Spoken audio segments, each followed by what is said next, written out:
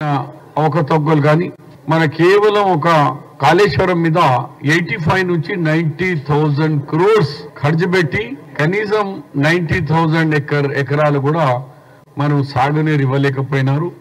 దాంతో సహా ఇతర మహబూబ్ నగర్ అలాంటి ప్రాజెక్ట్స్లో కలిపితే 1,30,00,000 రూపాయల వరకు అలా కోట్లు ఇలా అయింది. అది ఆ విషయంలో కూడా వాళ్ళు వైట్ పేపర్గా మా పార్లమెంట్ అసెంబ్లీ సమావేశంలో ఈ చర్చ కూడా జరగబోతుంది.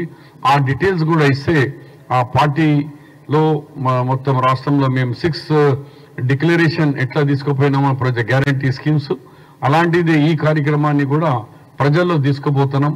ఫైనాన్స్, ఇరిగేషన్, దాంతో సహా ఎనర్జీ విషయంలో కూడా మన 10 సంవత్సరాల్లో ఒక భద్రాద్రి ప్రాజెక్ట్ తప్ప యాదాద్రి కానీ ఏ ఒక్క ప్రాజెక్ట్ కంప్లీట్ కానియకుండా దాదాపు అది కూడా 80,000 crores వరకు అప్పులు చేసి పెట్టినారు.